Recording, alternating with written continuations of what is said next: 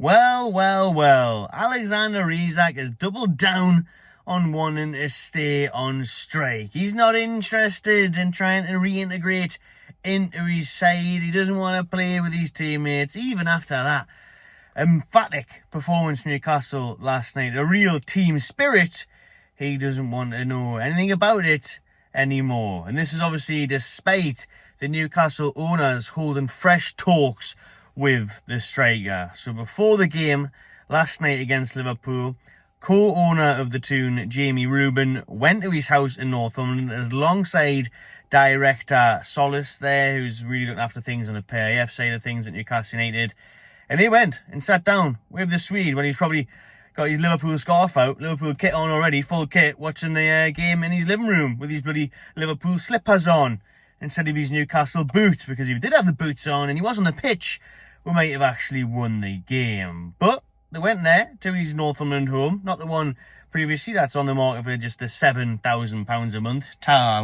What a tough old life Alex has got here, forcing a move, wanting more money.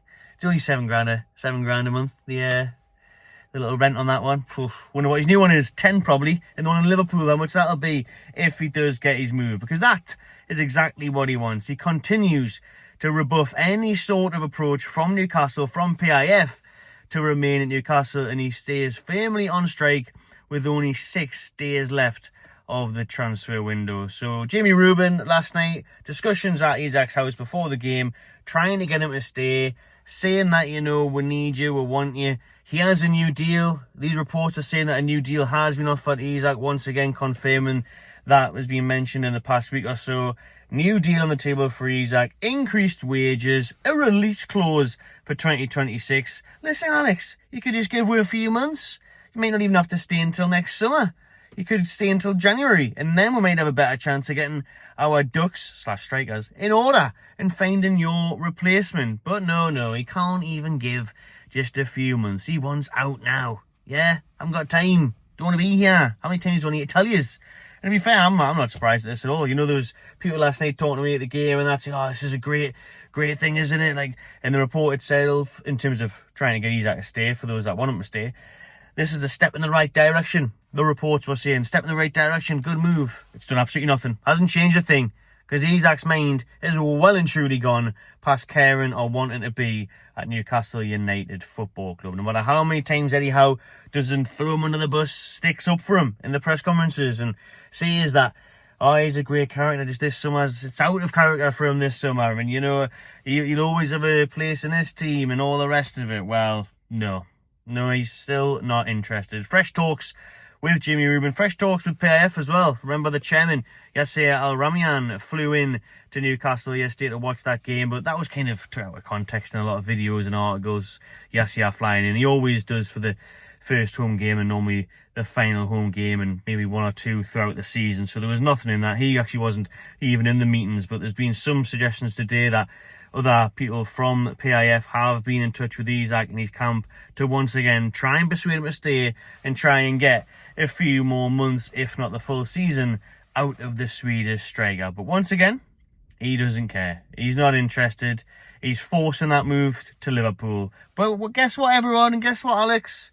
We're sitting here, check the watch, 26th of August, 5 p.m, still no bid from Liverpool since the first initial low ball bid of 110 million about a month ago now.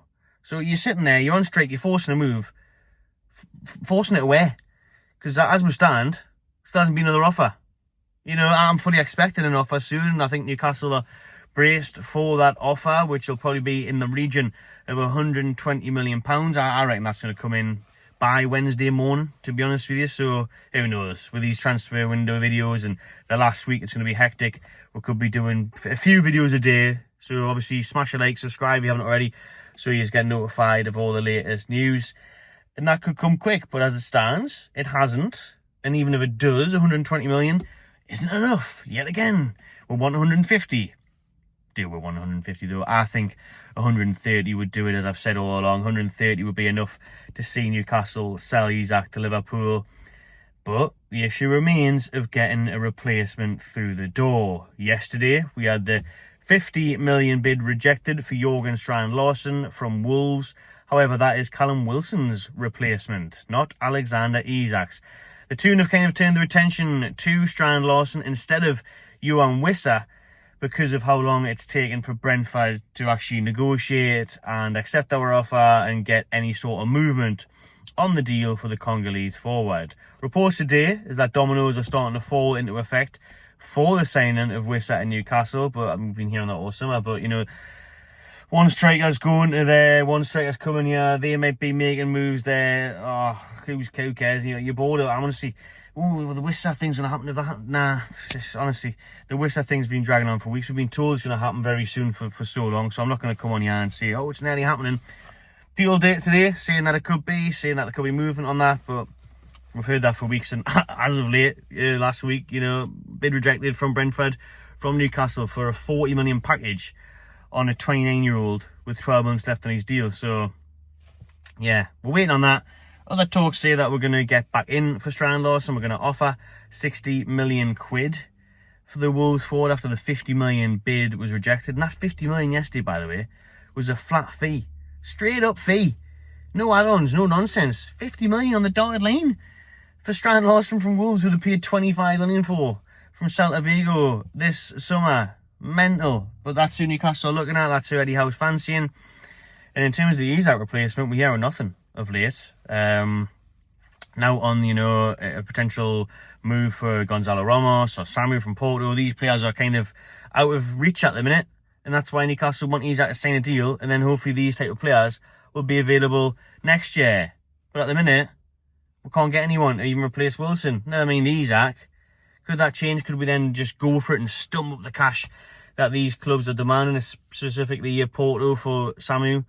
We're waiting to see if Liverpool actually finally stump up the cash for another Isak bid. But one of the names that has been linked, and we talked about in yesterday's video off the back of the Larsen bid being rejected, is Nicholas Jackson of Chelsea and now of Bayern Munich. He's on his way to Germany for a loan deal. So he's chose the German Giants over interest from Newcastle and Villa. I mean, it looks like we've never actually went in with a bid. Unai Emery was desperate to get him to Villa Park with Aaron, that he really wanted him there. He's worked with him at Villarreal. But Jackson wants Germany and he's on his way to Bayern, and fair play. He must be playing second fiddle to Harry Kane. But there's one ticked off the list, one that I'm very pleased about getting ticked off the list, to be honest. Buzzing with that. Very happy. Never wanted Nicholas Jackson. We're getting that desperate the other day. We're starting to think, well, could Eddie Howe get some out of him? No, thank you. No to Jackson. But no to Newcastle, is what Isak has said. Once again today, 6 days after the window, forcing that move to Liverpool, gonna stay on strike. Ooh, Alexander, we could really do with you this Saturday at Elm Road, even though you barely had a pre-season. But, you know, Gordon, our makeshift striker, because of you, is now suspended for 3 games. Because of you, he was on makeshift striker there. It's not like it was Isak's fault he got sent off. But Gordon obviously getting that red card last night. He's been the number 9. I mean, it's going to have to be a Sula at this point. I know Eddie Howe will probably love to play a winger there. Knowing Eddie Howe, he'll probably put Alanga there and then Murphy will come back in the team. But Sula coming on yesterday, doing all he could. You know, I really like it when players come on and try and prove a point and, in this case, get a goal. You know, he staked his claim nicely like last night. Sula with that finish.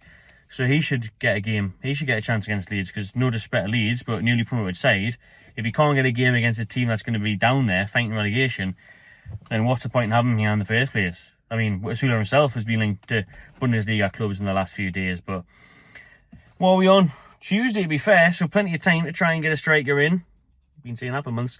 So we could get someone in the next 40 hours or so. Maybe they could feature on Saturday evening at Leeds, but that all remains to be seen. But as it stands, who won't be featuring yet again is Alexander Isak, because he's yet again refused to entertain any sort of discussions with PIF, with Newcastle corner, Jamie Rubin, with Eddie Howe, you name it. He doesn't want it, doesn't care, doesn't have any intention of staying at Newcastle.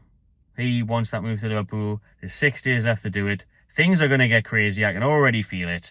So make sure you subscribe to the channel. Drop your thoughts below on Isak and the transfer situation. Nice one, everyone, and I'll see you on the next one.